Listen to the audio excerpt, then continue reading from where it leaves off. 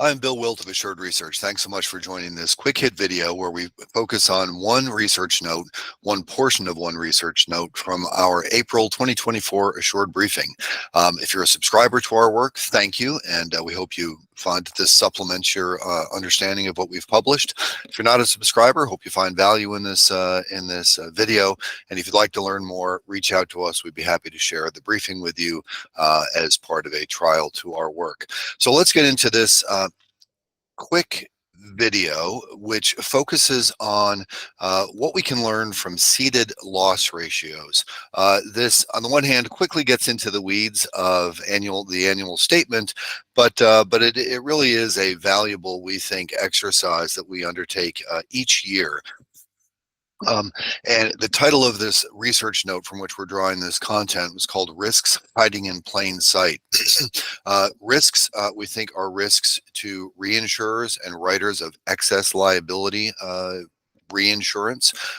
We know that this reserving cycle is characterized by less by frequency, more by rising severity, nuclear verdicts, social inflation, and so forth. And you can see that the plain sight portion of the title is you can see that when you put, in theory, annual statements side by side, the year-end 2022 annual statements with the year-end 2023 annual statements.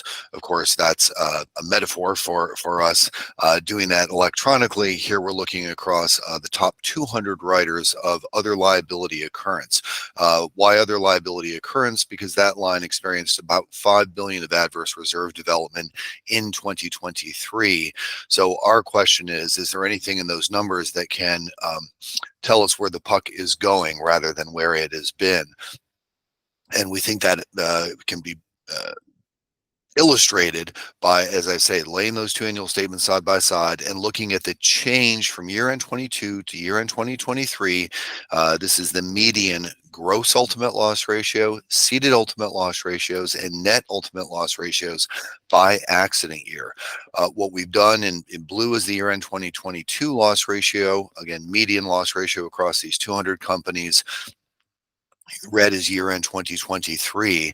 The numbers represent the change. In this case, it's all an increase because this line experienced notable adverse reserve development.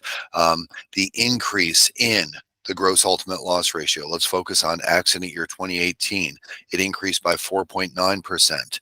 But the industries, those same companies' estimates of the loss ratios they were ceding to their reinsurers, that increased by 10.7%. Accident year 19, the gross loss ratio increased by 8.1%. The ceded loss ratio increased by 11.1%. So on accident years 18 and 19 in particular, these companies are estimating that they're ceding worse loss experience during the calendar year 2023. They're ceding worse loss experience than their gross overall increase, which dampens, looking at the far right, dampens the impact on their net ultimate loss ratio. Here's another way to look at it. If we create box and whisker charts for these 200 companies, so we can better see the variability in the loss ratios being ceded. It's the same data, just presented differently. On the left-hand side, you see the variability in the gross ultimate loss ratio increasing across accident years 17, 18, and 19. 15 and 16, by the way, look like they're largely played out. Not a lot of variability or risk there. The risk to reinsurers and primary companies for liability business is really in 17, 18, and 19. And then look at this ceded ultimate loss ratio. The middle, the boxes are showing the middle 50% of the distribution. The whisker is kind of getting to the tails of the distribution, and you really see the ceded ultimate loss ratio and the variability in that middle box.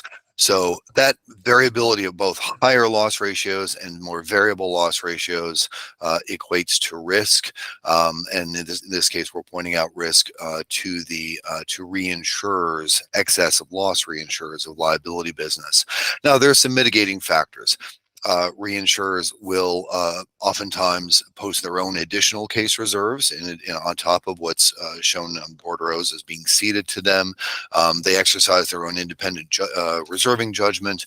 And of course, sometimes these high ceded loss ratio picks, sometimes they reverse themselves, and some of that gross adverse reserve development ends up back on the books of the primary companies. So it's a story that's still being written and playing out, but we hope this process, this analytical thought process, is of interest and perhaps value to you.